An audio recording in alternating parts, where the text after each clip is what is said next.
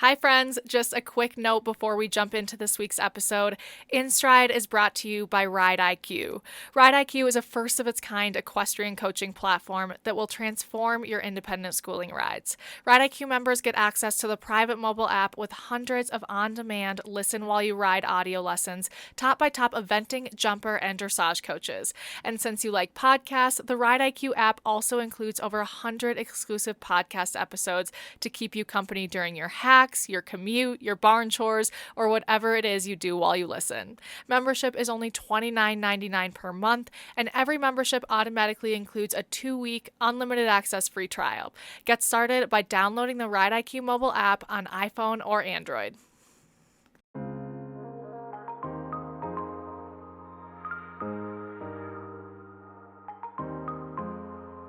On today's episode of In Stride, Sinead talks to Rebecca Howard. Rebecca is a Canadian Olympic event rider and has been a member of the Canadian High Performance Program for more than a decade. Rebecca finished in 10th place individually at the 2016 Rio Olympic Games with her longtime partner, Blythe Hill Farms Canadian sport horse Riddle Master, also known as Rupert. Rebecca has competed at Luhmuhlen, Badminton, Burghley, and Kentucky, in addition to competing at 2 Olympic Games, the Pan American Games, and the World Equestrian Games. She was named the Equine Canada Equestrian of the Year in 2013. Rebecca moved to the UK in 2012 and is currently based out of Woodlands Farm in Wiltshire, England. Sinead and Rebecca are talking about how far hard work can take you in the sport and how there are many other pieces of the puzzle to achieve great success. We hope you enjoy this episode. Welcome, Rebecca Howard from, is it sunny England, or is England sunny right now?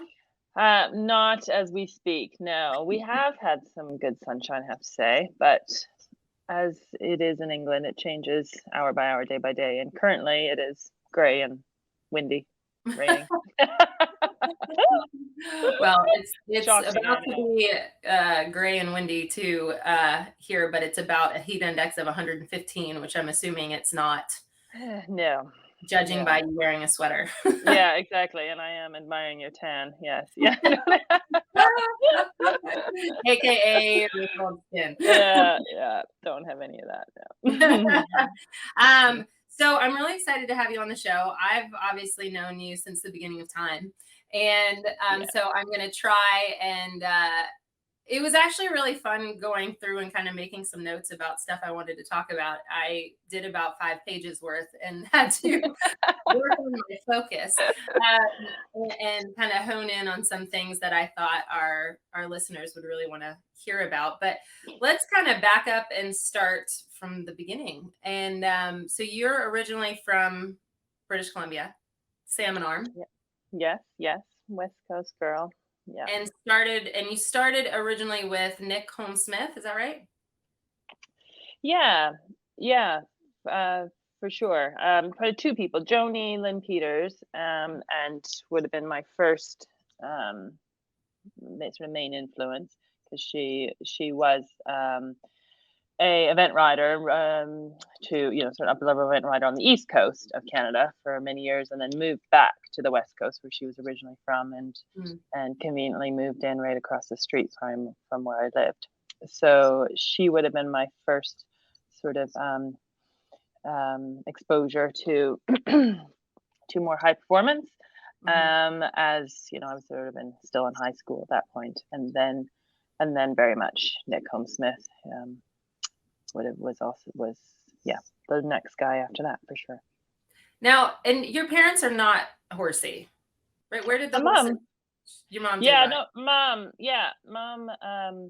Mom was, for sure. She was definitely the reason we all got into it.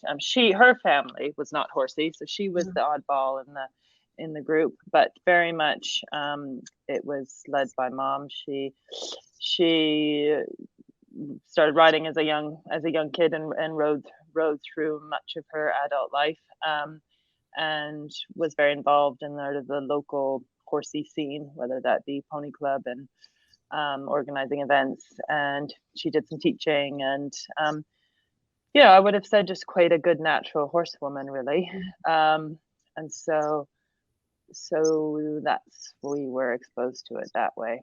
And she would have very much been my sort of first coach and all of that, and good eye for a horse. Sort of made sure us three. I have two other sisters. We all rode at that time, and all sort of were, had good ponies and horses to start off on.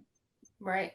And so you guys Dad, are an outdoorsy, athletic family. I mean, everybody is really into, like, your dad was a big golfer, correct?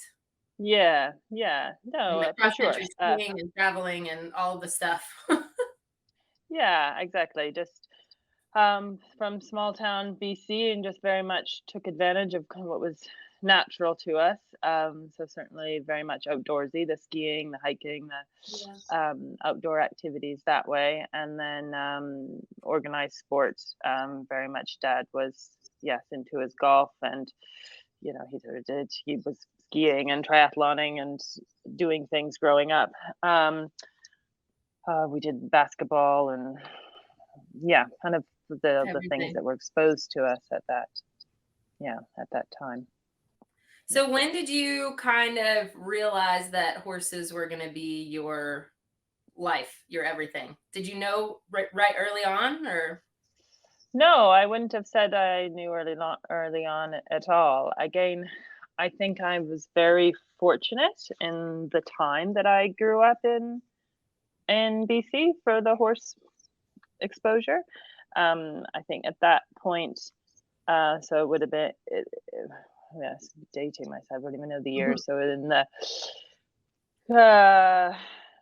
early 2000s, sort of late 90s, early 2000s, actually horse sport and eventing in particular, it was really strong in British Columbia relative to what it is now.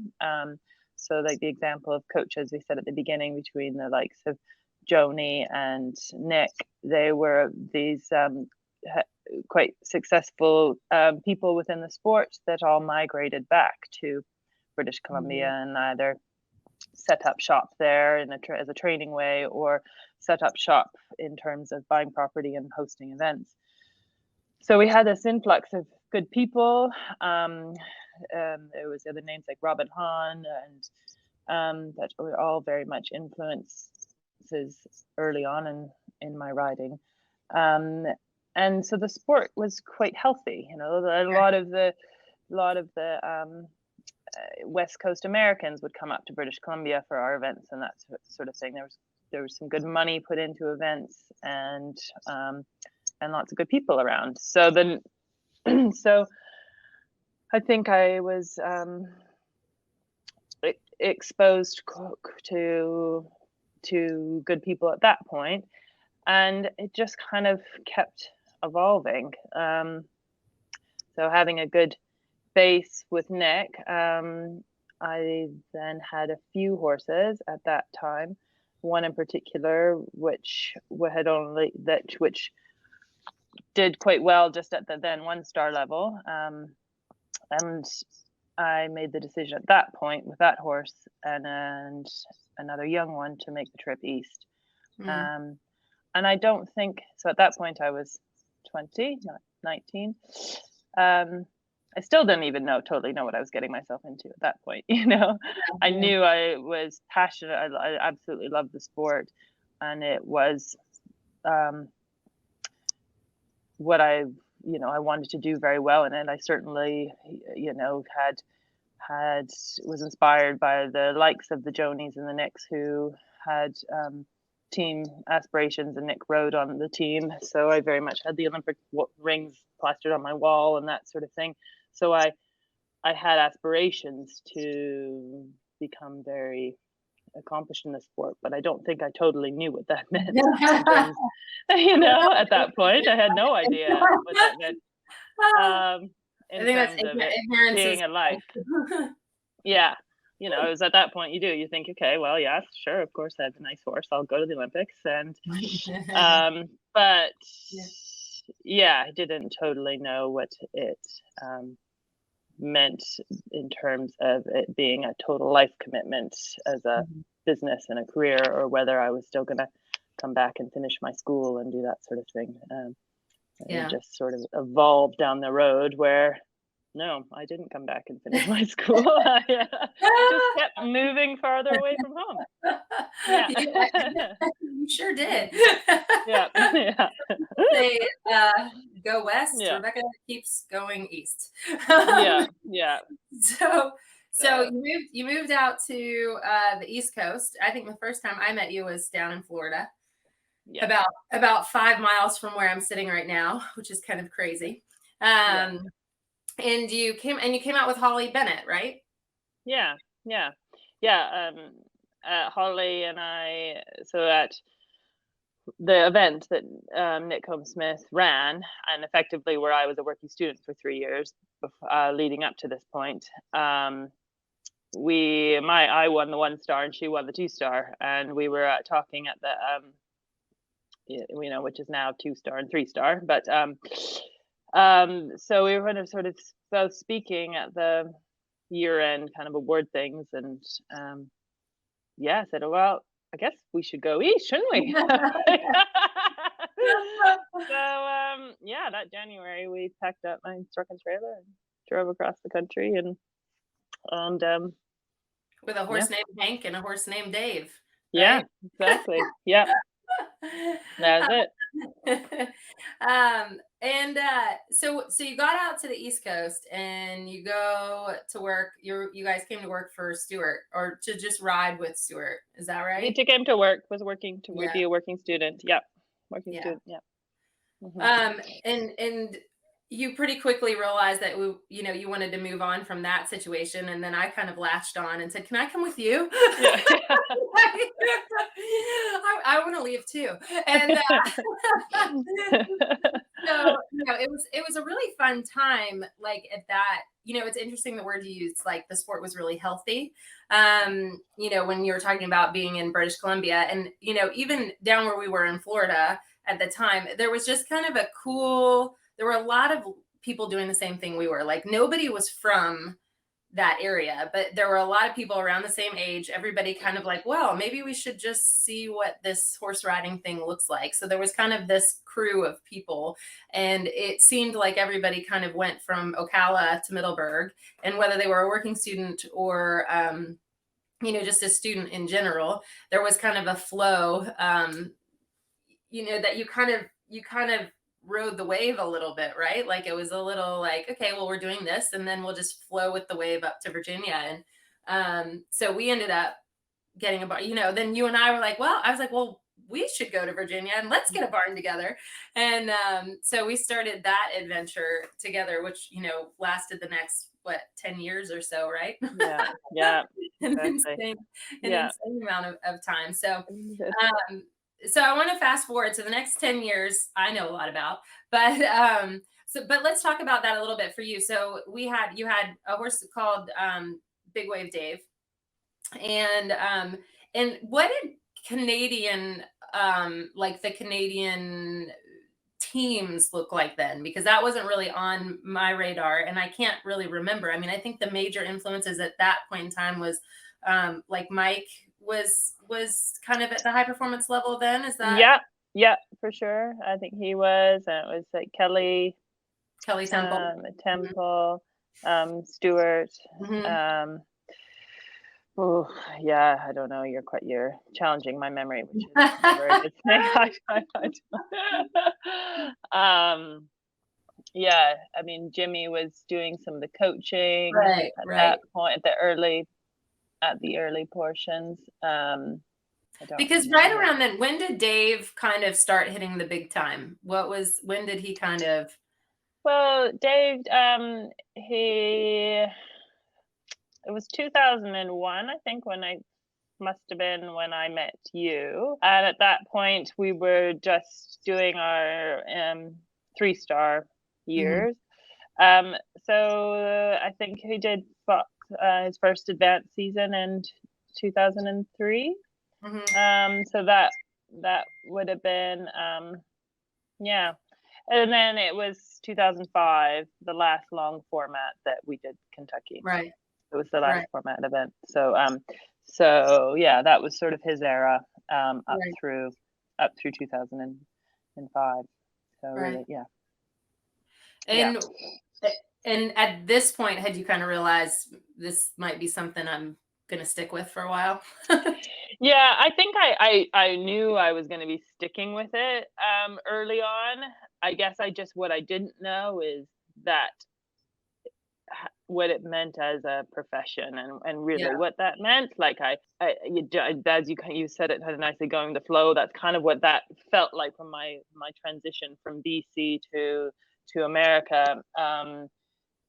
Then it was just kind of, yeah, this is what I do. And then once I was there, it was like, okay, now I just have to figure out how to make this sustainable and get better and do this. But as a kid, I was never around that total professional environment, just inspired by other athletes and other riders that had done it, and so, but didn't really have any understanding how they did it either. So not until I got to the East Coast, I think, thought, okay, I'm in this for the long haul now, and now I have to figure out how that's gonna work. And when you think about that, like, realization, like, what was it about that you go, oh my God, like, okay, this now looks like a profession? What is that? I mean, what is 3D eventing as a profession? What's it being an event rider?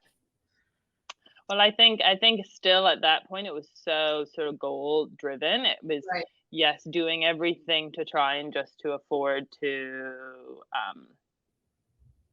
keep getting better with the horses I have, trying to figure out ways to get more horses so that I could become a more established rider.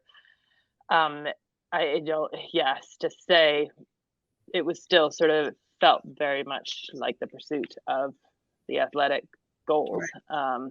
And then, I mean, you and I, we attempted and were very, trying very much to try and make barns that were paying some way, meaning doing some sales horses, doing the teaching, and doing riding kind of whatever we could.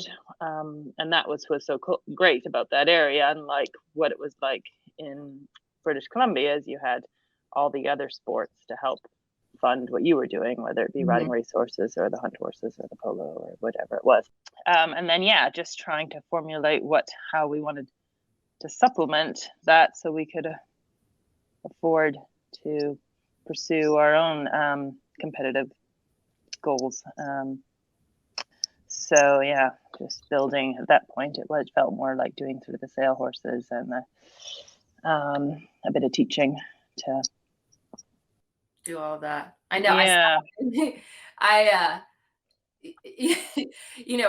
Through all the places that we lived and we worked, I mean, I still remember, I credit you with a lot of my work ethic, because I could never quite work as hard as you.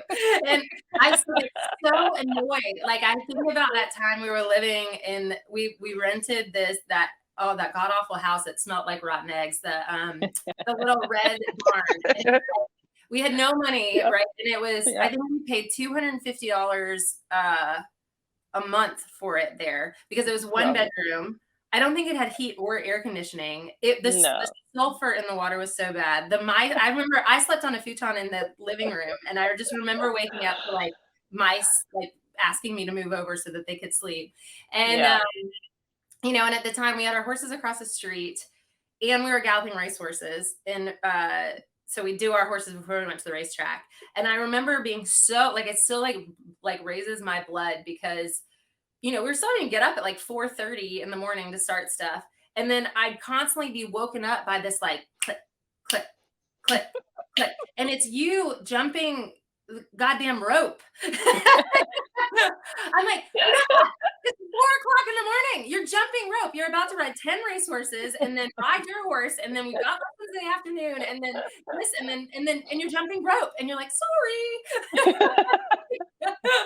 I don't know. I don't remember that. Yeah. But your work ethic and your drive is really second to none, and your ability to do that, I don't think for 1 second it came easy. I don't think it was something that you you know, like it just was like second nature. I think that work and that drive that you have is unbelievable. And whether you know where it comes from or not, you know, I'm interested. Do you know where that comes from? Have you always been like that? Have you been like that since you were like a little kid? Yeah, I think working is something, yes, that has come, that when I didn't know what to do was just kind of work harder, do Yeah. more. Yeah. I think,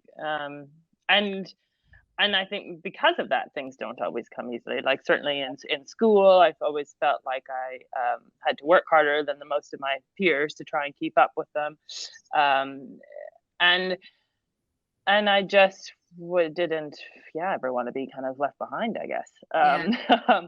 Yeah. And work was it was where I found a level of confidence. I think also to be other.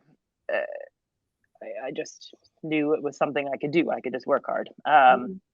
Whereas sometimes if I, yeah, it was an area of where I could, I think, Right. latch on to that confidence. I would just do something versus, yeah, I don't know. Yeah, just yeah, I don't know what else to do. Yeah. Um, but yeah, I mean, I even remember. So you say for a while I had this. It was like basketball camp. So it didn't necessarily matter what I was doing, basketball camp, and I, again, loved the game of basketball. I certainly wasn't the best player. I was tall and I could, I could be okay. I was useful on the court, but I certainly wasn't the best player on the team. But yes, I would get the Charlie Hustle Award. I'd bust my ass, that's for sure. I would work really hard. So I think I was useful as a team member, but certainly not going to be the highest scorer. So yeah, I got the Charlie Hustle Award a few years in a row.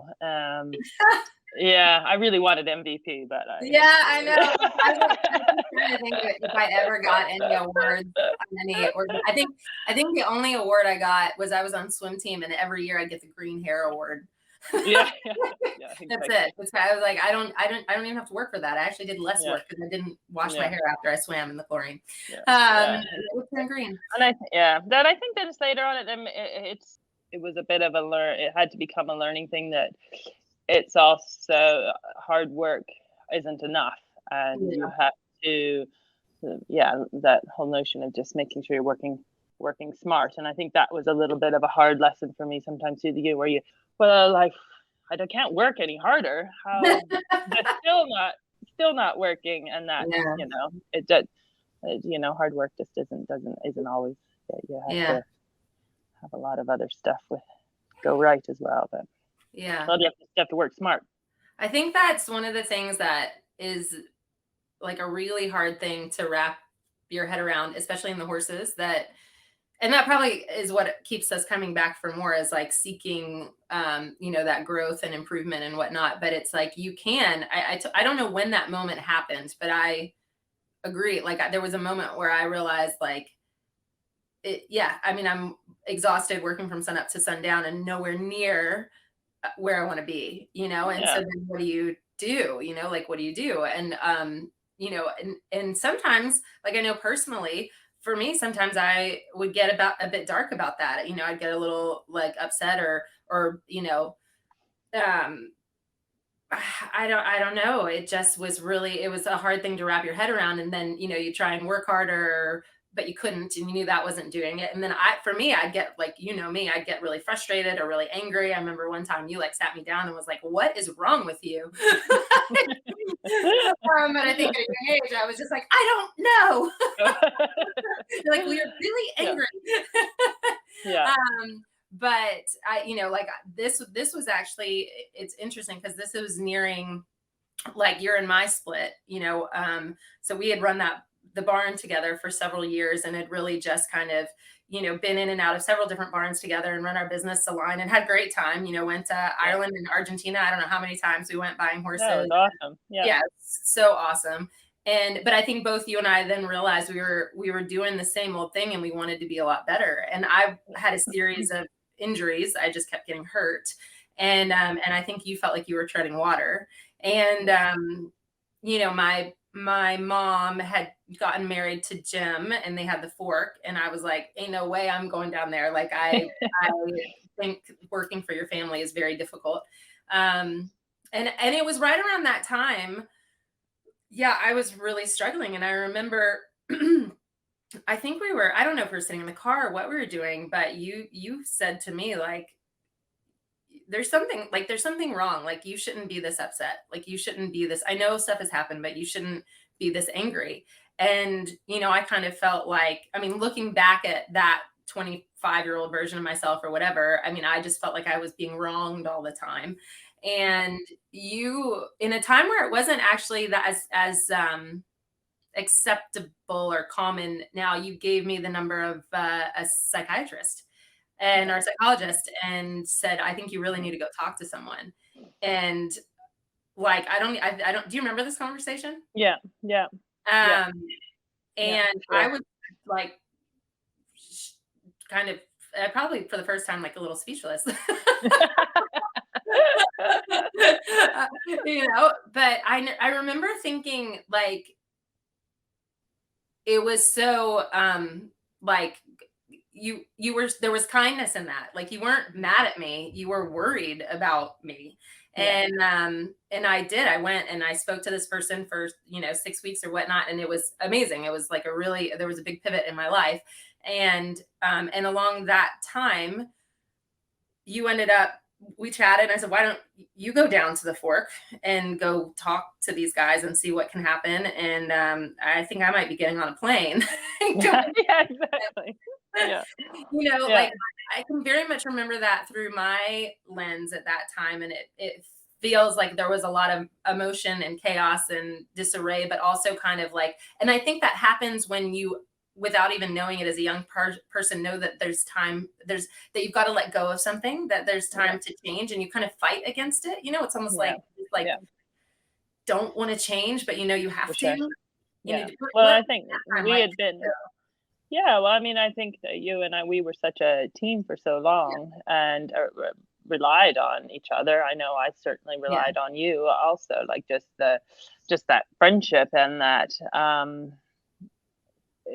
yes, it's just somebody who really genuinely trusted and valued what they had to say. And then we had like really, I mean, that part of our life, I guess our 20s really, it's a bit of a turbulent turbulent time, no matter for most people, I think. And we definitely navigated a lot of that together. So yeah, very much. It felt like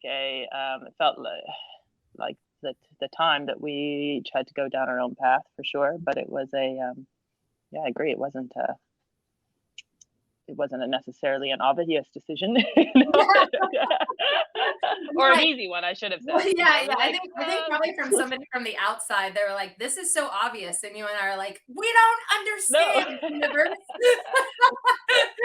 The universe is like, no bones for either of you guys, other than broken bones, and you need to get it right. Try something else. Yeah, exactly. Exactly. So I kind of can't totally remember. Did you go to England the same time I went to the fork? I mean, it had to have been right around, because we didn't go anywhere else other than that farm, right? We're so old. I can't even. I know. I mean, I think that we kind of closed everything down, and you went down to North Carolina, to the Redneck Riviera. Exactly. Yep. So talk about that period of time. So you had a pretty good horse there for a while, and you were down at the fork. Yep. Yeah, I had a few good horses down there. And I mean, it was an unbelievable facility and just a great a great thing to be part of. The sort of the really the height of also when the competitions were down there. And so that time would have been really influential in sort of learning the business side of things. I think, like, for so much of our time together, we dabbled in, we very much, I mean, we thought we were, very much businesswomen, didn't we? But basically, we were just trying to do that. You're just trying to do things to Do something. to help to facilitate the riding and training goals, to make sure that those keep growing in one direction. And then the fork was still very much that, but it very much had to run as a business. And between Jim and your mom, making sure it did. So learned a lot in terms of that side of it, and managing people, and just running an operation that's a little bit bigger than yourself, because there's the event and there's other things going on there as well. So I think built up quite a sort of teaching, training place and business. Had some good horses at that. Well, the Roquefort horse, which Jim owned, and that was also when Riddle Master came down. And at the start of going to the fork, he came as a 6-year-old, so he was a young horse then. So it was a really fun place to produce horses and produce students. To that time, had lots of young riders sort of come and base and do that sort of thing. And that was about 6 years, another 6 years. Yeah. It was a chunk of time.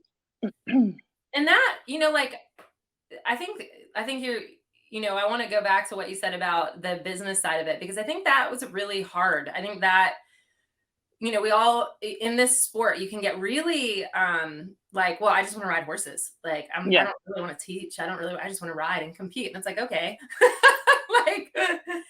good luck with that. If you're not independently wealthy, you have to come up with something to do. But then you would be right in saying that there's, you still can end up kind of just getting by, and I was the worst for that. You were always so much better about really looking at the bottom line. And I'd be like, yeah, whatever, we'll figure it out.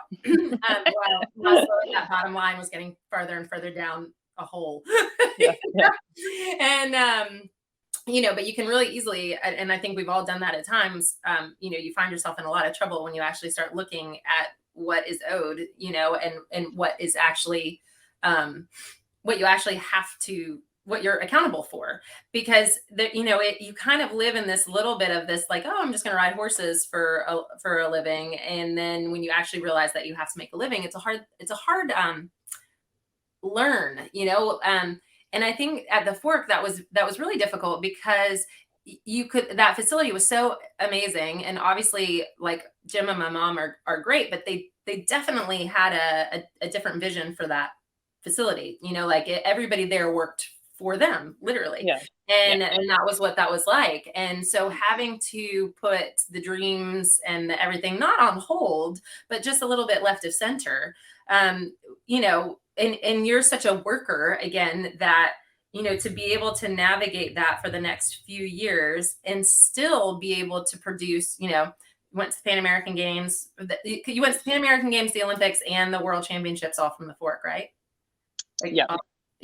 I mean, it's pretty freaking awesome, I mean, that to me is a little bit I don't even think it's too far-fetched to say that you had a real job, which was manager of the fork, and then you were riding your horses as well, you were managing these two different things, because it wasn't like you could, truck off down to this event or that event or whatever, because the venue still had to run.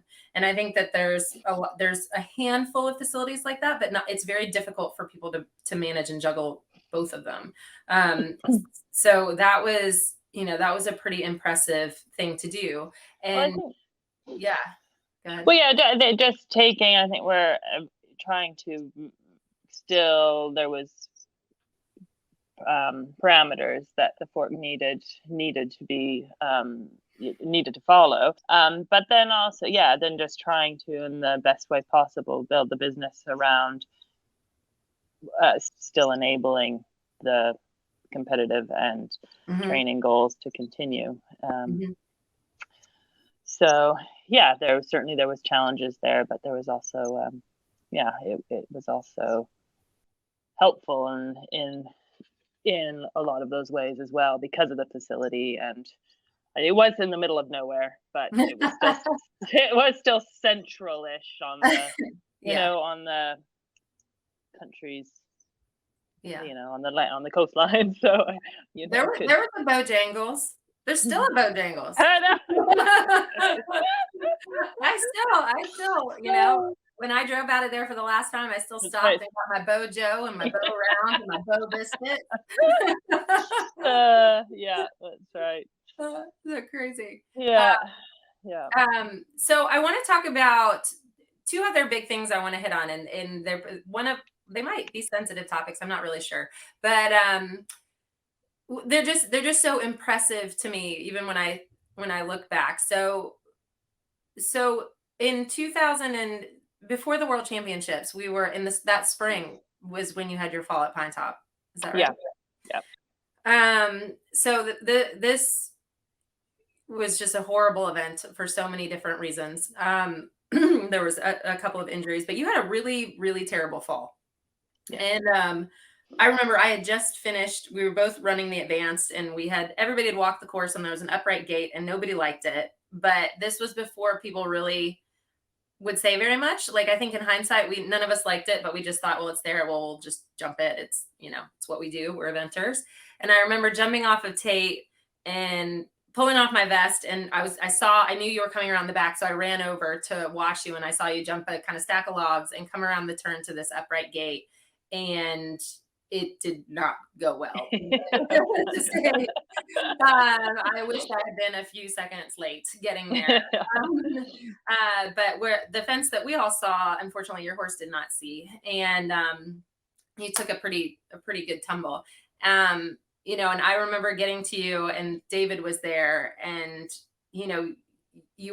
David was arguing with the EMTs. I don't know if you remember this. Like, he was arguing with the EMTs because they were trying to lay down. You couldn't breathe because you had a bunch of broken ribs and a collapsed lung. But all you kept saying, and you're like so nice Canadian way, you're like, no, really, I need to sit up. And they were trying to push you back down. And David knew, like, he had enough experiences before that, like, if there's something going on there, you can't lay down on your back because you literally cannot breathe.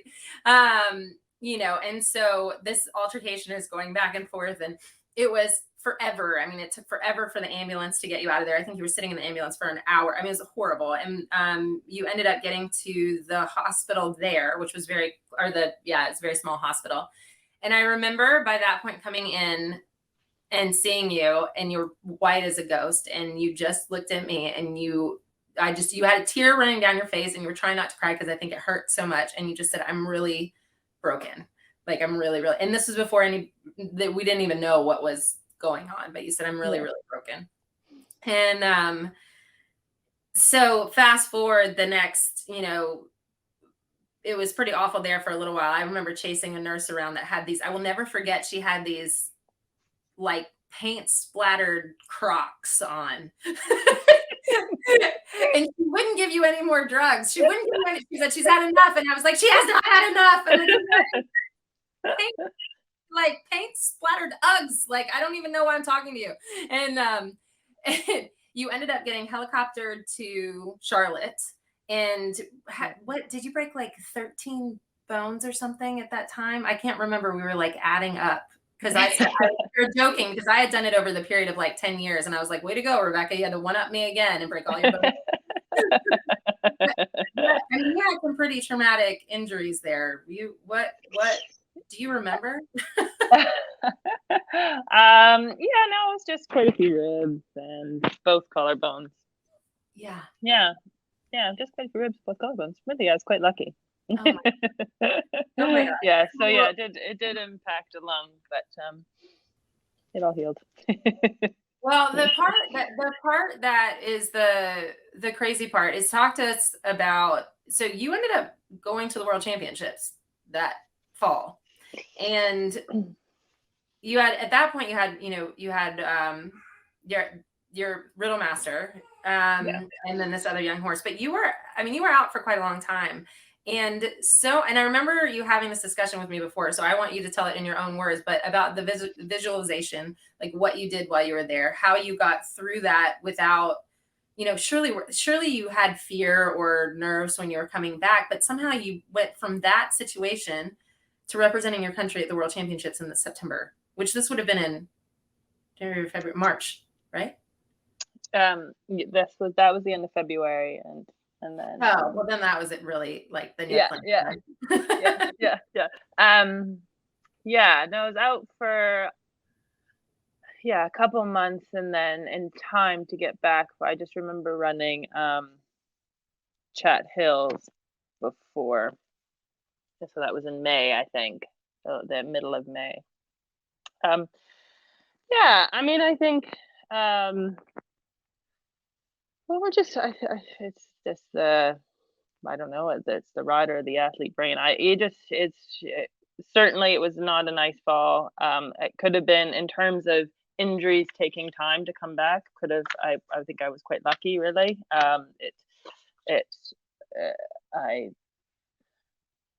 The collarbones ultimately, the ribs were more painful and impactful at the acute phase, but then it was really those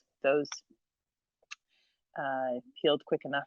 I do remember getting on at, I think, 6 weeks, and I just need to get on. I know it's not going to be good, but I need to just get on and prove to myself so that I can be patient for another whatever it is, 2 weeks period of time. So I do remember just getting on at the mounting block and just sitting up there for a minute and then getting right off again, which just kind of helped prove the point that, okay, I'm not ready to get on yet. But then once my body was feeling well, I just rode the older horses for a bit. The younger ones were just a bit harder, just because they're a bit unpredictable, and so I just was pretty weak at that moment, really. I just rode the horses I knew really well for that next week. I think I sent you had you had one. I sort of farmed them out while I couldn't ride them, and then I mean, and then it just becomes a bit of a mental game, doesn't it? I genuinely don't remember having fear. Was not the strong emotion. It was just this concern about still doing a good job, being out of practice, basically. I just feel, but it wasn't over. I don't remember any overriding emotion being fear. You're just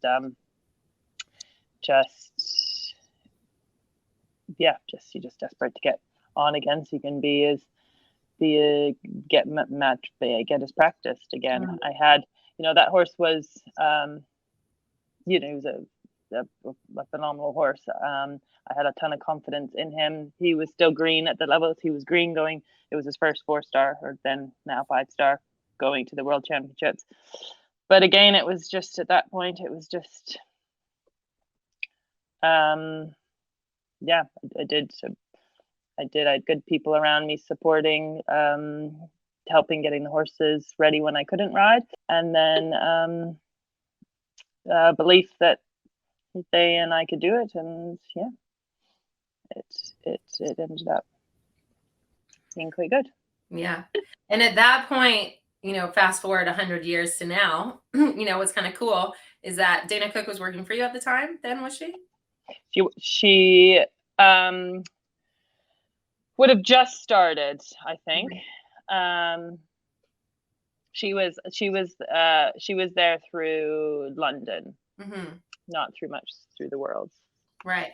And we fast forward now. So she was with you as a groom for quite a long time. And now she's over, now she's got her own crew of horses, and is, trying for the World Championships, and is, I think if that doesn't go to plan, she's staying over to go to Blenheim. To Blenheim, yeah, and it was great. I saw her at Mill Street. It was really fun to see her, and I hadn't seen her since, which we've had some communication, but haven't seen her since. since London, and no, it's really exciting. It's so cool. So you're at the fork, this kind of up and down, and what's amazing is like even talking to you right now, it's just like very even. You're like, well, have this fall, but then we also have the World Championships. You also have the Pan Americans, qualify for London, running the business, doing all of this, grooming the next generation of top athletes, just, as you do. And, and so you go to London and you decide to stay. You decide to stay in England. Yeah, I'd made the decision that spring, I think, the spring of the 2012 games, earlier in the year, just thinking. And at that point, it was just becoming a bit of a, like we had talked about earlier, I was just feeling, the horse was going well. I felt my chances of going to the games were pretty high. So I sort of started putting wheels in motion that maybe I should just use this as a plane ticket and bring a few extra bags. And really, because the fork had been great for that period of time, but I felt like now it was becoming harder to find opportunities to get more owners, to get more horses. I was doing a lot of teaching, which I did very much and still do very much enjoy, but I just still really just felt like it was eating into my time learning how to be a better rider and competitor, and I just wanted more time doing that. And so it felt like the time to make a shift from the fork, and if I was moving once again, why not make it? It's sort of just been the theme. I just kept kind of making one step farther and farther, in BC as a kid, then going to the East Coast of America, and then sort of the next step then needed to be the other side of the ocean for the next step up the ladder, basically. And can you talk about that? I mean, you've had now such an interesting perspective, because now you've been in England since 2012. Yeah. You were in the States for obviously quite a long time, and in Canada. And so you have a unique ability to look at all three different places and how the sport has evolved, not evolved, where you need to be the best, like what strengths and weaknesses are in each place that you live. And there's obviously always going to be something you're giving up to go somewhere else. And, can you talk about that? Like there's so much debate, there's so much debate about going to England, and, everybody goes there, right? From Canada, from New Zealand, from here. And there's so much like conversation about the difference between eventing in the States and in Europe and what makes it so great over there. So could you just let us know so we can just do it here?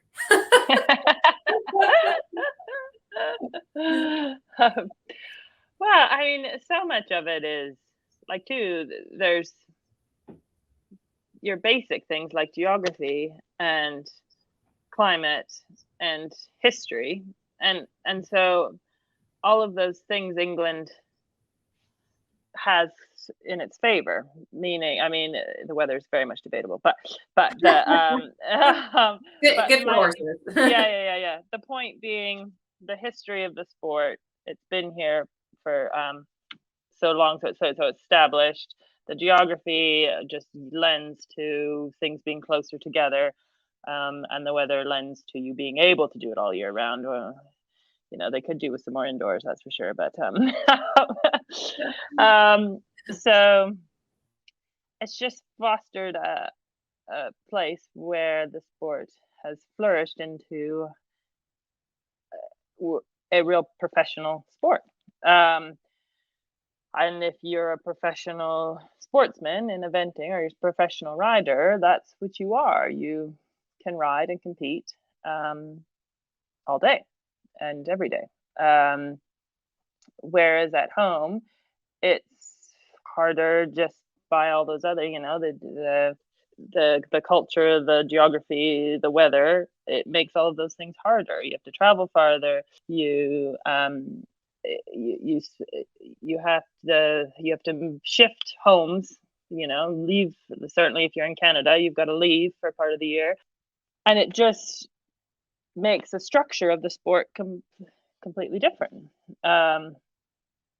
So it's, I just find the biggest thing over here that I was struck by is that you just felt like you could be a professional rider, meaning you can set up we've spent some time talking about various business models and whatever, and it's harder to do that at home where your business model supports you riding and competing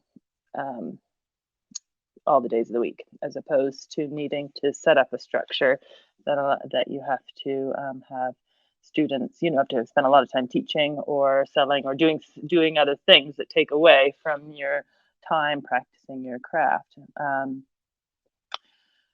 So, of course, and then because of the geography, the competitions are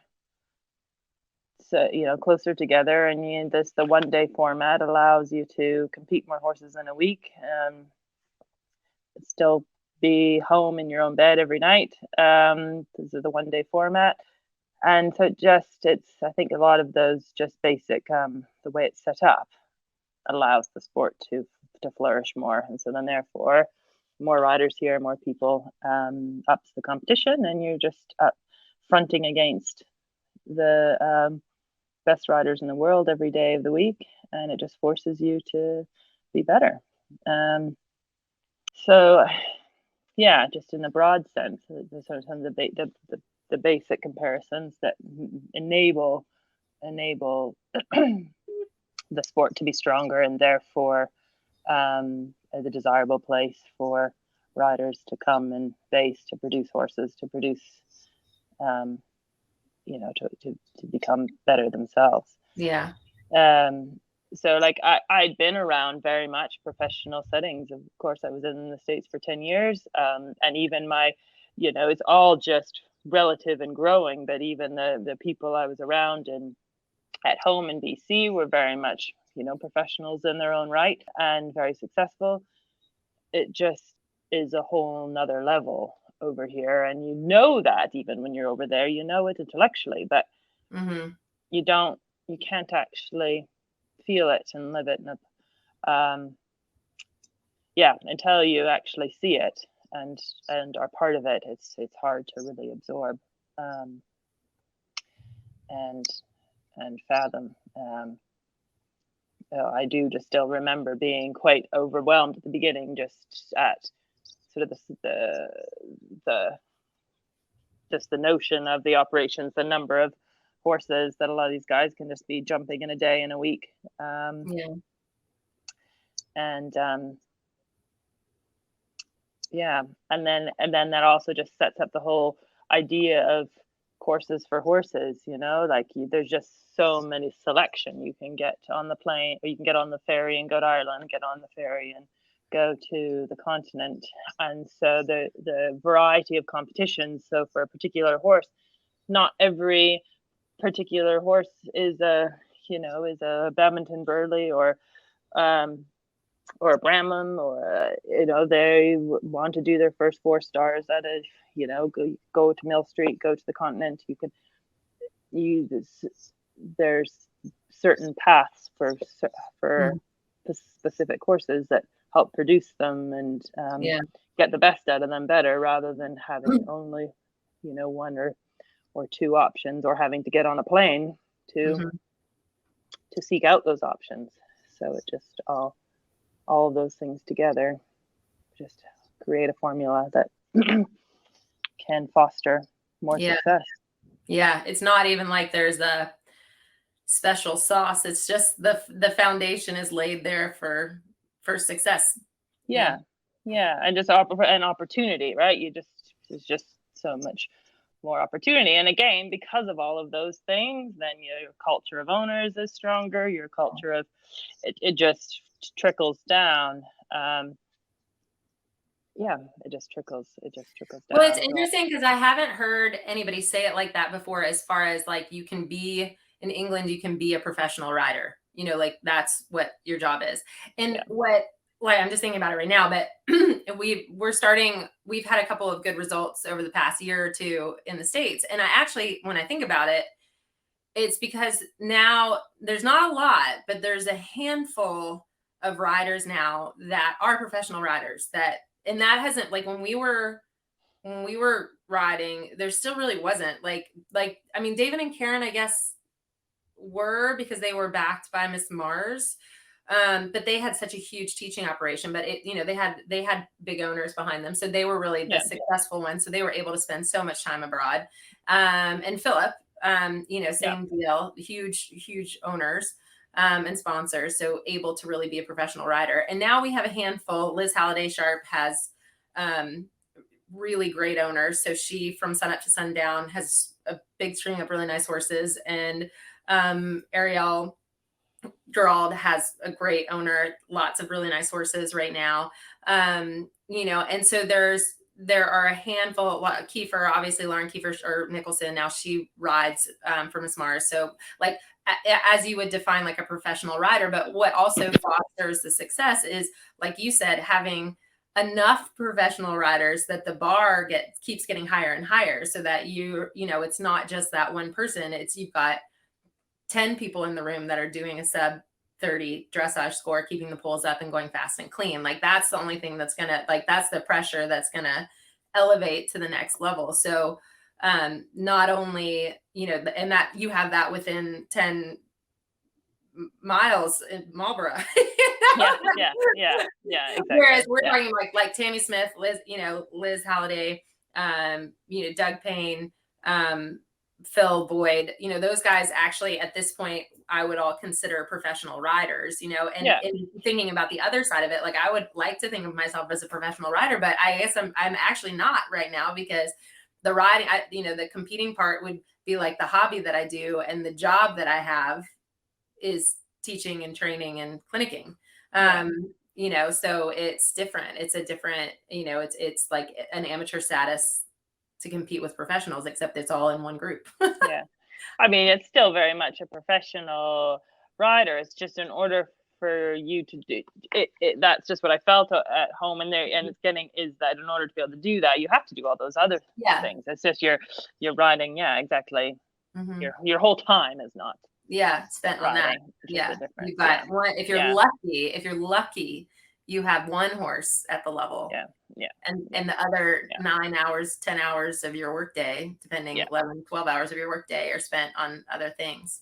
Exactly. And it was just still, even though, again, had been around programs where they did have multiple horses, but again, still the focus, there's so much, a lot of it is on the teaching and students. Mm-hmm. But to walk into some of these yards and they say go to training sessions, and they just have a jump lesson on 10 in a row, and I just hadn't seen that. It's really, and then, you're just the notion of going eventing with, your 5 novices one day and turning around with another 5 intermediates the next day, and turning around with another 5.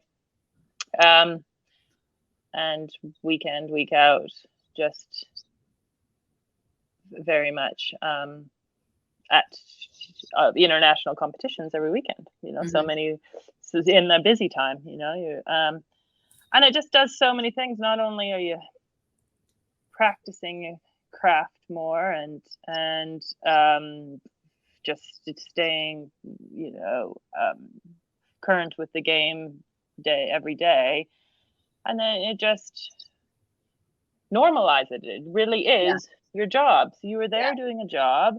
You then also have to find a way of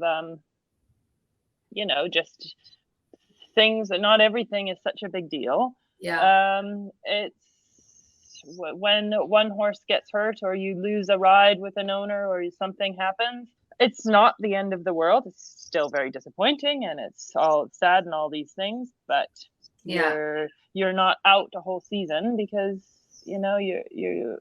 so that's all of those factors put together is just more seen and more done and more accessible over here. No, completely completely.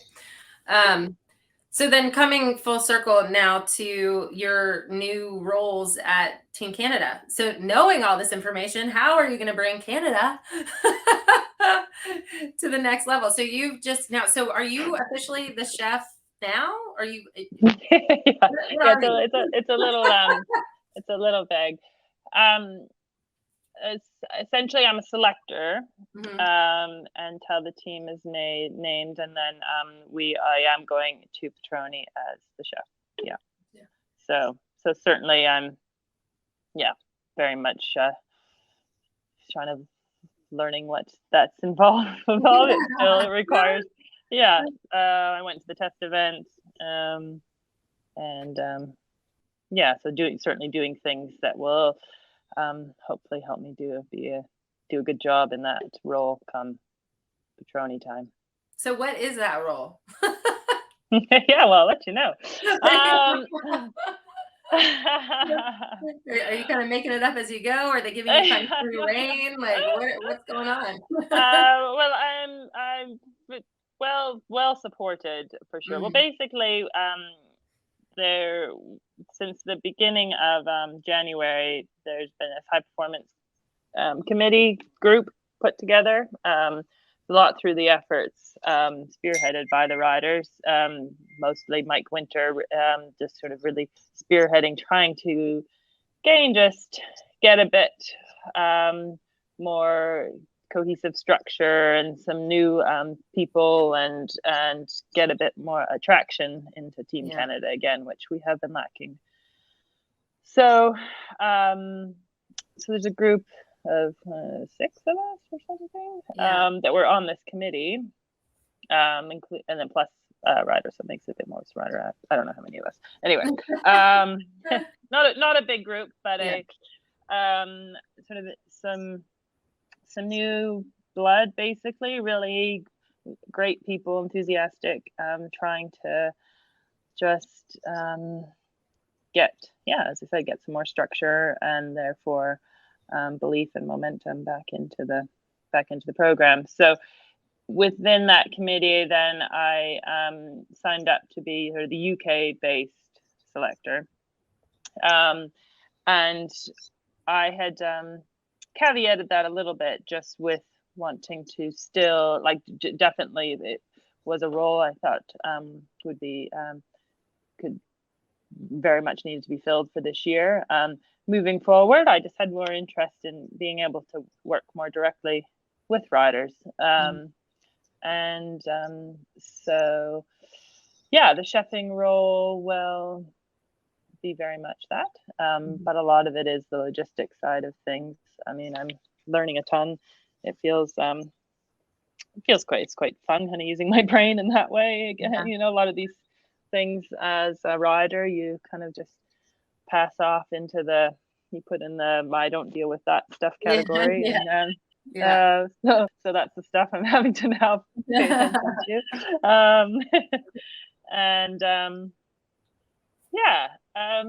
Just hope I can be a person that can help get some good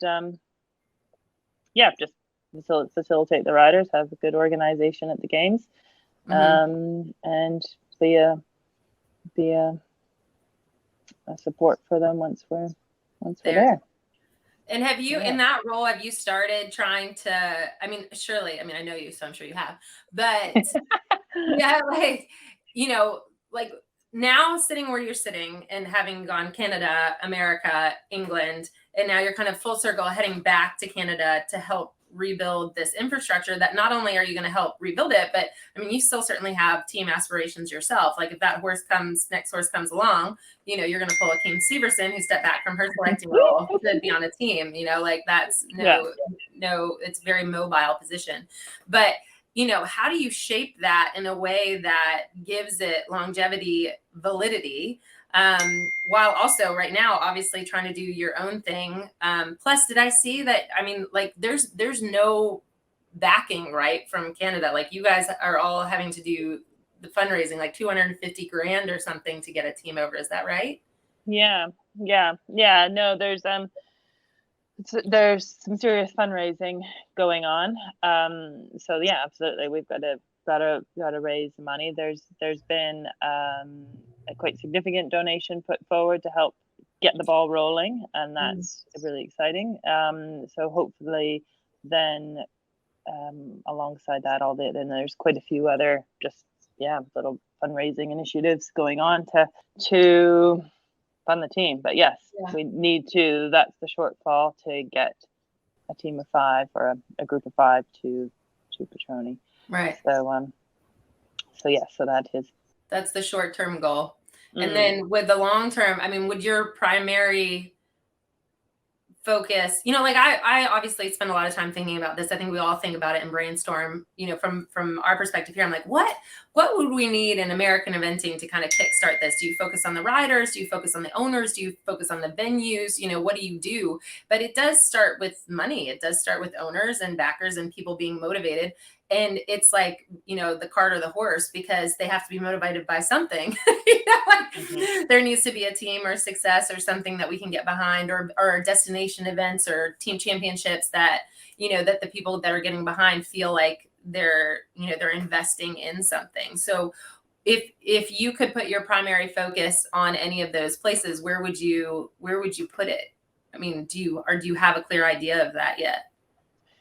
I don't think we have a clear idea yet, but basically it felt very important to try and, there was some repair jobs that just had to happen in the community and the culture and just the environment. Just try and get some unity and some cohesive plan to move forward with. And really the first step with us, everybody felt really important to try and get a team to Petroni. There's of course there can always be debate. Do we spend money and go in training and back, try and create this from more of a bottom platform? And I think the consensus very much is let's really get team there with the goal to try and get that Olympic qualification, and then because we're such a new community in these 6 months basically, and that's quite a big job to get that ball rolling, then we really do need to spend some good effort and to try and I think try and figure out a little bit more of a pathway plan that helps backtrack from the team this week or this year. We very much getting the team there, and hopefully just a positive result with some good momentum in the right direction. Hopefully to build some belief that we can then really go back and get a bit more scientific about what other people we need to get in place, what other structures we need to get in place to build the program over the next 10 years. So it feels it needs to be it's kind of a two thing. It's the short term plan for this year. I think we just want to really do it in the right way to help build a platform to keep us going. But with really an ultimate plan of what the long term will look, so we can try and create something that's a little bit more sustainable and has traction and momentum. Canada's had some good results in past. It definitely had some great riders and some good horses. We just struggle to really have solid traction and consistency, and so to me it would be really fun if we could try and get it establish a trajectory that's heading in the right direction. It's not going to be overly steep, and that's okay, but heading in the right direction, to then and then just get little bits of success, and success just fuels momentum, doesn't it? Yeah. So yeah. Fuels. So yeah, we'll see. But it's very much it's a really great group of people that at least I'm really enjoying working with everybody. And so I hope we can start. Well, that's definitely that. I mean, it's definitely where it starts. I mean, I think that's, we would be in a similar situation here. There was kind of a definite reorganization of people at the core, and it starts there, doesn't it? It has to feel like you've got a group of people that you don't even have to be like-minded. You just have to have a similar goal. Absolutely. Yeah, you can't all be like-minded. It's good to have conflict. You need balanced people coming from balanced approaches, don't you? Or from other different angles. Yeah. But yeah, and there's been lots of great people involved in the past. It's just for whatever reason it's just been a bit disconnected, and so this group does feel quite unified, and that's good. And so hopefully we can try and create keep that going. Yeah, keep that going. And if and here's the loaded question: if money was no object, would you make some phone calls to the up and coming Canadians and say, get your butt on a plane and get to the UK? Oh, absolutely. Yeah. yeah. I mean, I think that there's no question that that would be the big leap for the big learn. Yeah, people and I totally get, ultimately we've got to, the sport's got to be built at home to help fund, and that's what we're up against, both Canadians and Americans. We have to figure out a way to build the sport and do the sport from home, absolutely. Yeah. But to really I think everybody's got to spend a stint. You have to at least experience it over here. And so it's exciting. We've had a few riders come over this year, and that takes a lot. It takes a big commitment, and but I do think it's hugely important. Absolutely. Yeah. Interesting. Well, it's exciting. But so I want to get to these questions that I sent you. So yes. I did. Yeah, they're hard questions. Yeah. I know. That's why I sent them early, and I didn't just spring them on you. Again, you know me well. You. Probably. Thank you, Thank you, Sinead. Yeah. Cool. All right. Well, I'm gonna start with number one. What is the biggest lesson a horse has taught you about yourself? I don't know. I sent you the questions yesterday. I know exactly. Well, I think we've kind of touched on a little bit of things, kind of a couple things. I mean, when we touched about the hard work thing, but I think that hard work did come naturally to me. It was more the notion that it's not it's not enough. You have to be smart about, work smart, not hard kind of deal. So I think that certainly is what, the life with horses has very much been has taught me. And then the other thing is the whole just confidence, belief thing. I think early on, with horses, I found a huge amount of confidence with a horse, on a horse, versus I found people way more scary,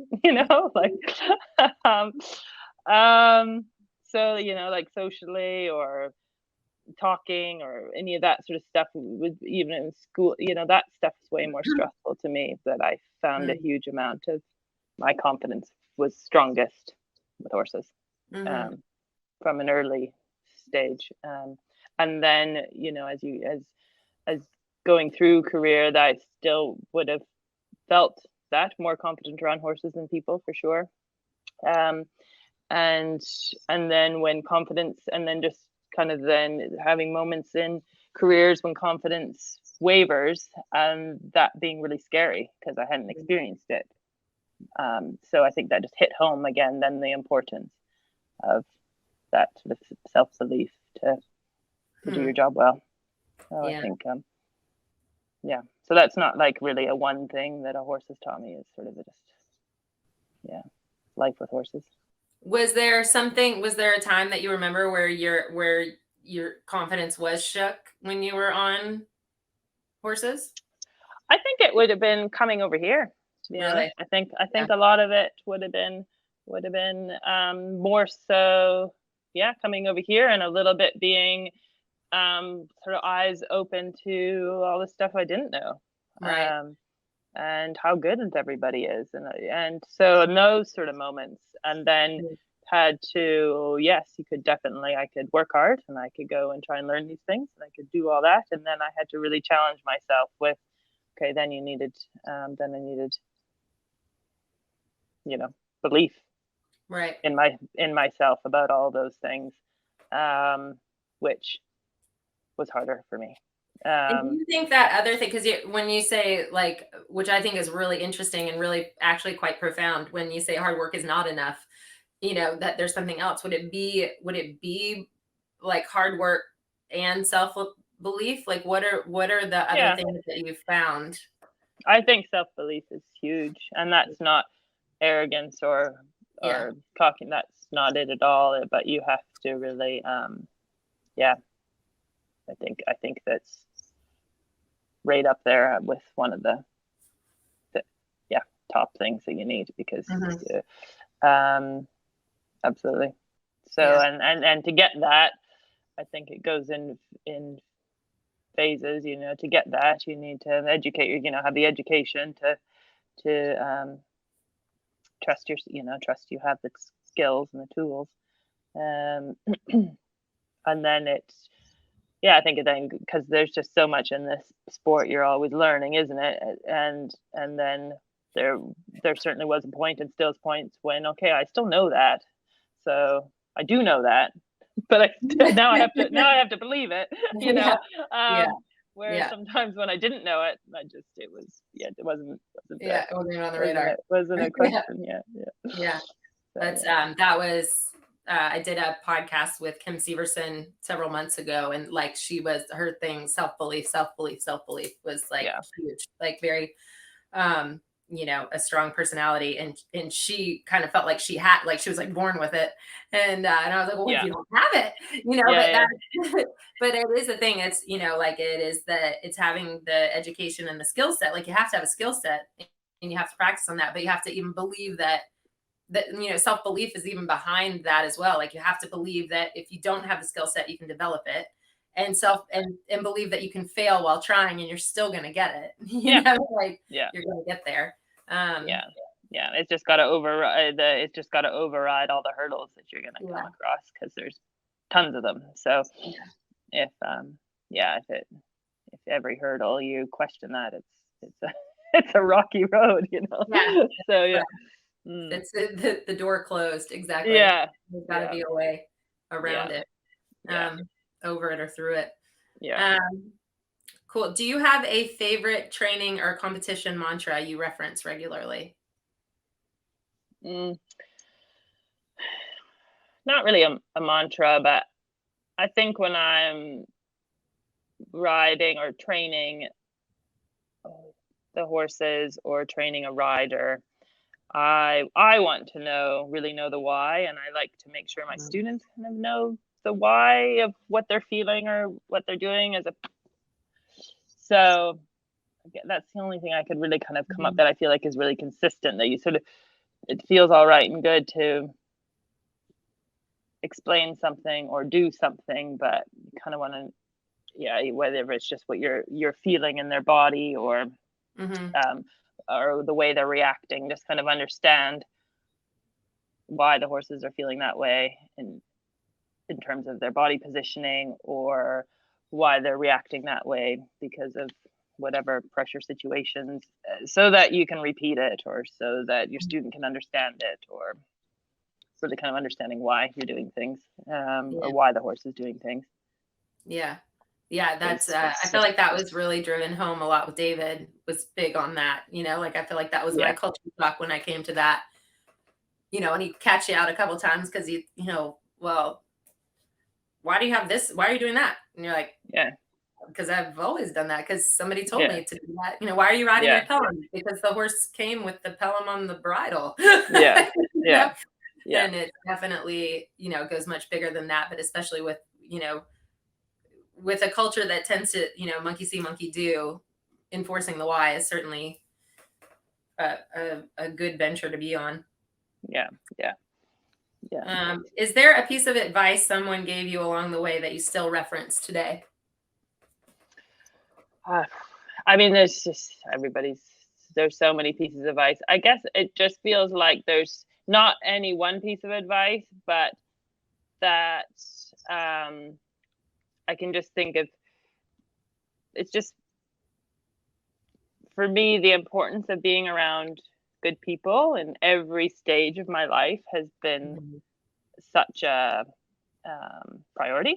And I think I've, even in, whether it be in high school or in my 20s in Virginia and Florida, or whether now here in England, I've just had small but close group of friends that I really rely on and value and just think are truly great people. And so I just can think of stages of life where you just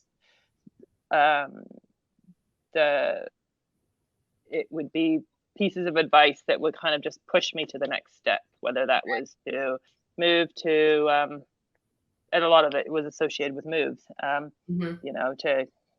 giving you the confidence to take the next step, go to that competition, or to move across the country, or to get on a plane.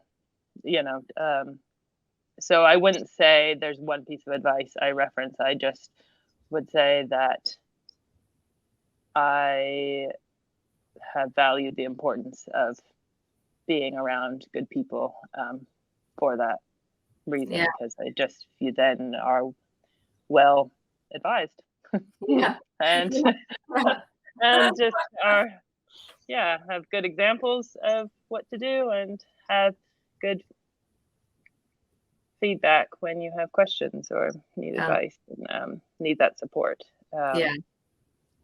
Did you know when you first went to England, because did you immediately base with Tim and Janelle? Essentially, indirectly. Like our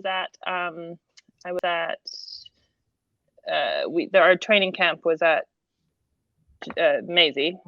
So then when the Olympics didn't go well, I came back to Maisie and pressed on to Blenheim.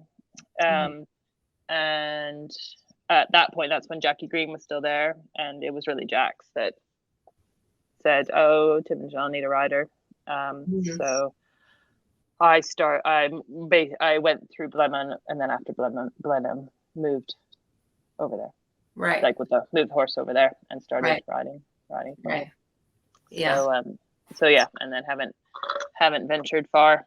Yeah. In the last 10 years. Yeah. Wild. Yeah. It has been 10 years. It's 22. It's 2022. I know. It's kind of, I was 10 years in America, and now I'm 10 years here. So I'm 20. Really nowhere else to go. Yeah. I'm 20 years old. Great to be 20. Yeah.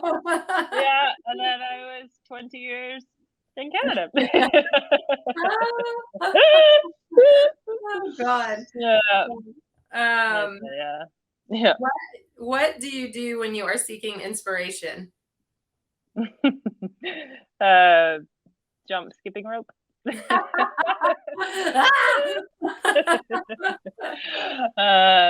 I do something physical. I just need to move my body usually. So usually it's often I'm running or I'm just moving in one way. So either that or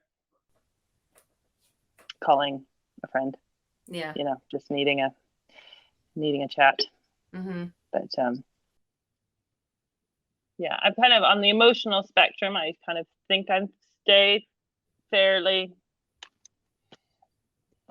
and so usually I'll be more expressed in a physical way. Yeah. No, totally. Totally. And what's because you've always been a real adamant about, you know, working out or running or your health. What's the plan du jour? What's happening?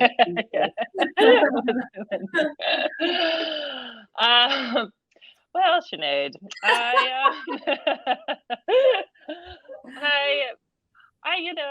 am trying to have balance in my life too. So I'm trying to not be emotionally balanced, but yes, I'm all over the shop. I'm a hot mess.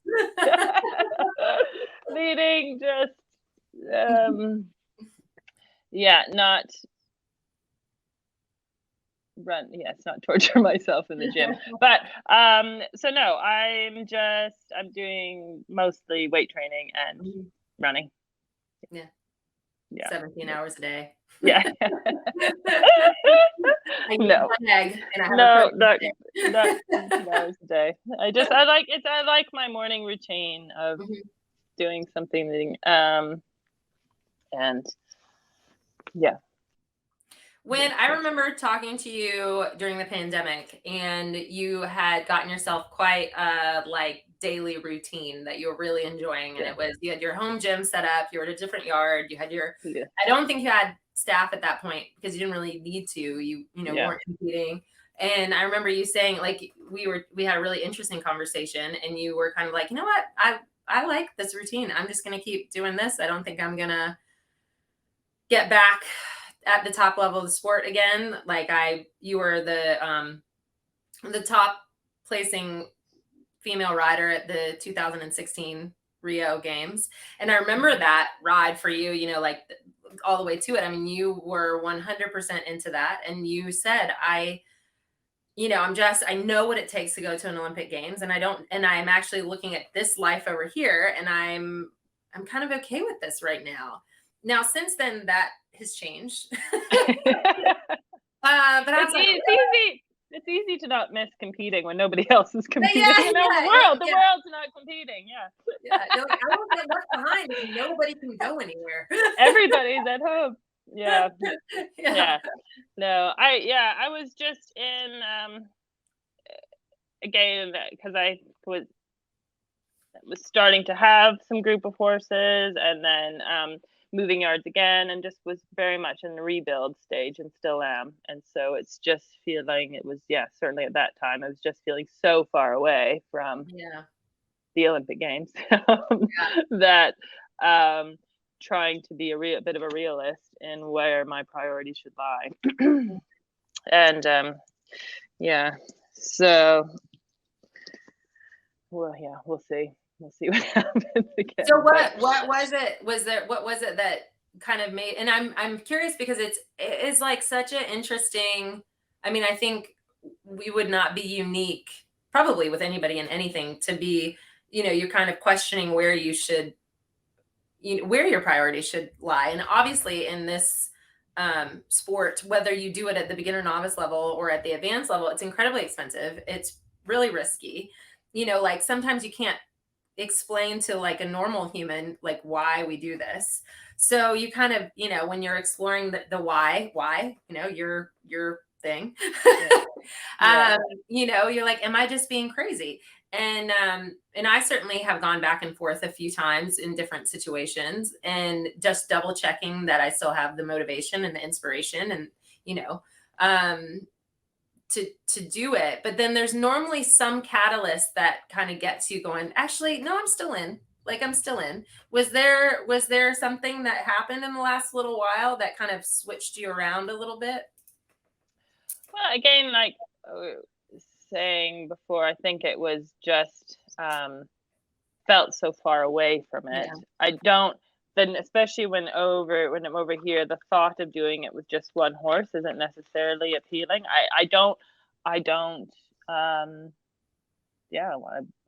just want to do a good job, essentially. I want to be able to do a good job. And coming down to a bit that self-belief and being a bit of a realist, question that, certainly. Mhm.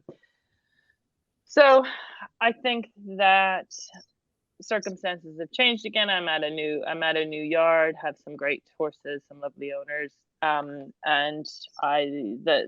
the passion and the love for the sport and for the horses and for the training, that never Wind. that never wavered. It just I want more to do a good job with the team of horses that I have. Than I mean, I used to just lay in bed at night just trying to figure out how to get to the next 5-star or the next championship. And now I think what I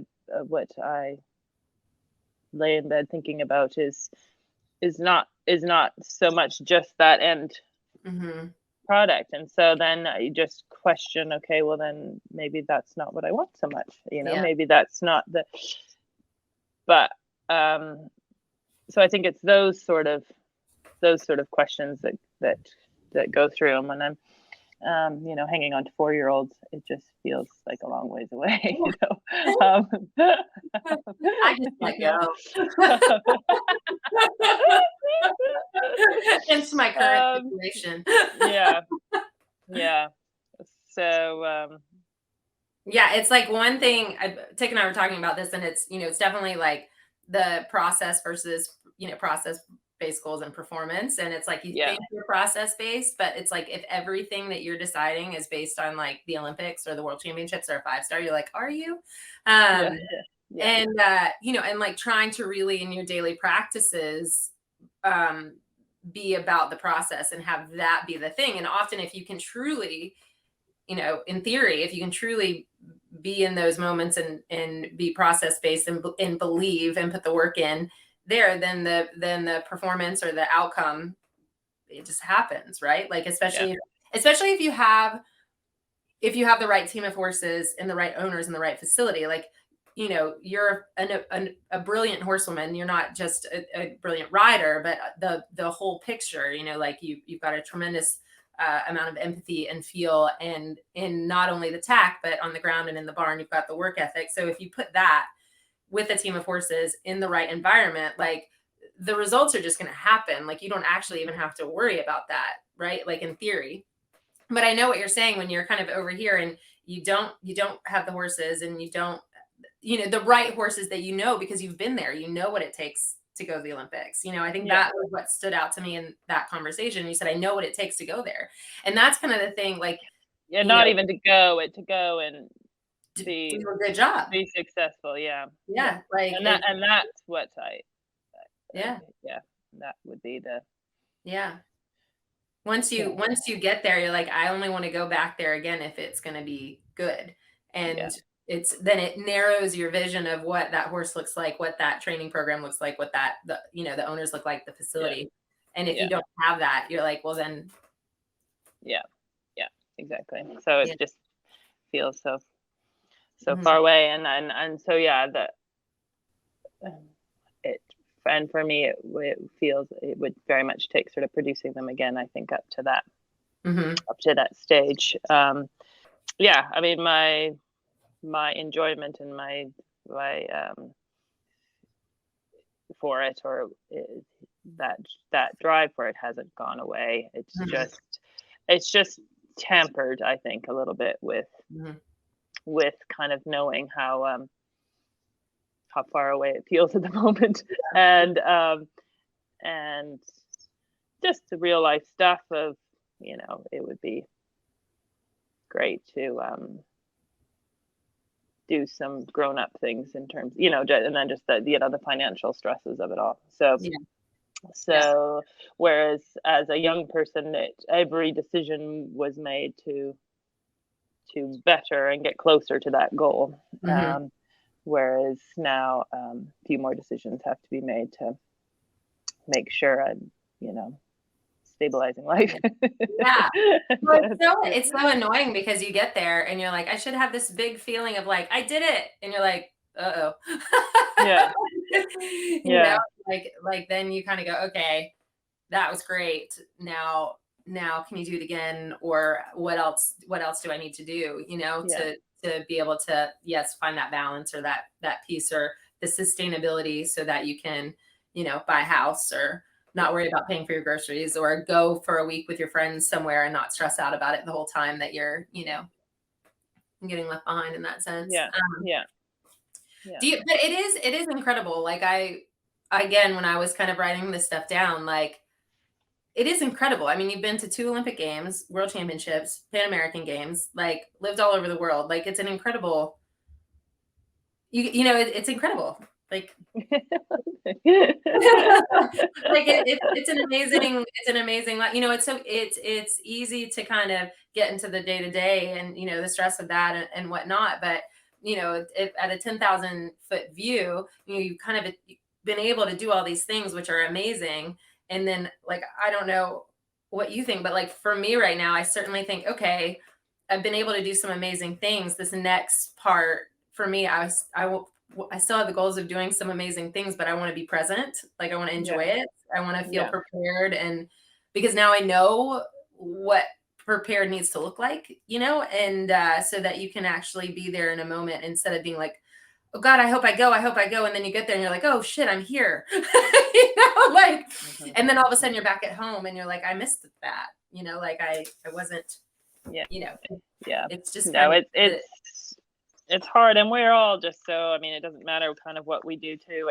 You still always kind of want more, want to be better at it or do the next thing. And even after Rio, I struggled. I mean, it was but I almost then sort of struggled with a bit of should have been better still, or did I deserve that result? Like, was I, a little bit of the, it certainly wasn't like it was, most of it was really amazing, and I can now have more perspective. But the emotion, you kind of have all of the emotions with it. Like you still sort of strive to, that was an amazing horse. I want to do it better. Yeah, I mean, especially at those types of championships, because it's not like a competition that you can just go back out to again, like you go to Olympic Games, like if you're like, that's a 1% of 1% go. And then if you get to go again, or it's just, it's never ending. And I think that's okay though. I think you have to find peace with that. And I think that's like a big learning curve. I had I was talking to somebody the other day and, she was just basically saying that, like, I just feel like all these other people have made it. And I'm like, no one has. Exactly. I don't think anybody in your opinion that you think has made it, if you ask them, they definitely do not feel like they have made it, like,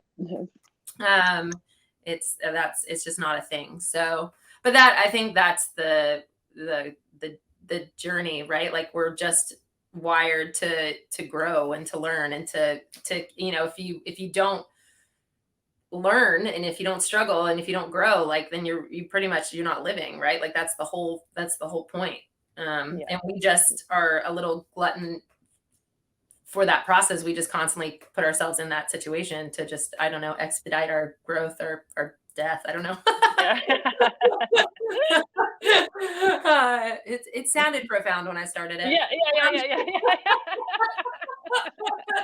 I don't know where that thing is going.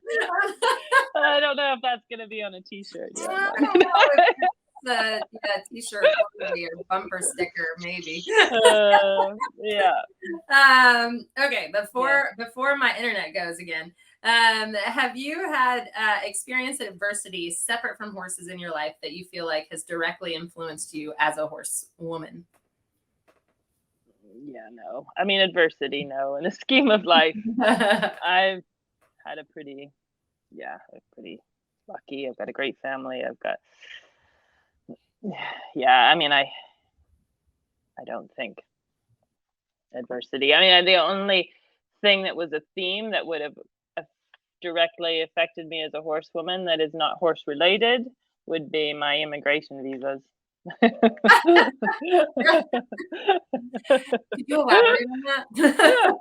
Well, I just spent long 20 years of my life sort of fighting to stay in the country I was in order to do my sport, and that was just one of the challenges in life, meaning, it dictated certainly paths I had to take, and to be able to fill the requirements to be able to stay in said country. So it wasn't like I being from small town British Columbia, I couldn't do the sport from there. So the reality is I have to leave home. And the reality of that is just a little bit more complicated than just moving. So it wasn't until my sort of permanent status came through. It came through about 2 years ago now. Year and a half ago now, in this country, that I feel like, gosh, I have a country again. Because otherwise, just. But adversity, I wouldn't say. I'm pretty lucky. Yeah. Well, I was around for a lot of that visa stuff, and that was not lucky. That was certainly, you could have been luckier in some of those situations, but I guess it ended up all right. Yeah. Well, this has been amazing. I think we have now solved all the problems of the U.S. and Canada in our future in the sport. So good much to know. I know. Much appreciated. But this has been wonderful, and we're really excited to follow along with the journey to Petroni, and then hopefully the next time around you'll be in the riding boots instead of tennis shoes running around on the ground. But it's always a pleasure, and I'll just call you later.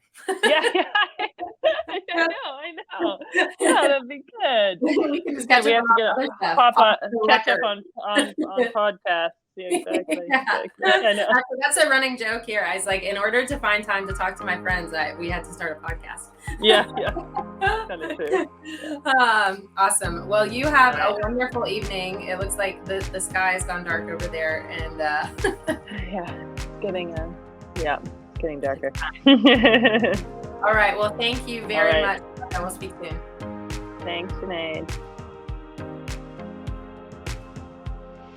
I really hope you enjoyed that conversation. Before you go, I just want to let you know more about Ride IQ. At its core, Ride IQ gives everyone access to instruction from the best equestrian coaches in the world. It might sound impossible, but with Ride IQ, you get access to the private mobile app that has hundreds of on-demand, listen-while-you-ride audio lessons taught by top riders and coaches in eventing, hunter jumpers, and dressage. Here's how it works. You look through the app and choose a lesson based on your horse or a skill you're working on. There are lessons for green off-the-track thoroughbreds and nervous horses and horses that are behind the leg, as well as lessons that teach every stage of skills like shoulder in or trot lengthenings. Then you tack up and press play, and you have a top coach like Doug Payne or Leslie Law or Gina Smith in your ear guiding you every step of the way. If you enjoyed today's episode, it is always appreciated if you can take a moment to share the podcast with your friends and family and leave a review on your podcast app. The best way to support the podcast is to become a Ride IQ member at ride-iq.com.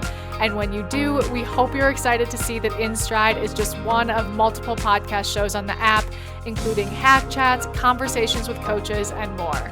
And lastly, I wanted to let you know that our friends over at Major League Eventing also have a podcast.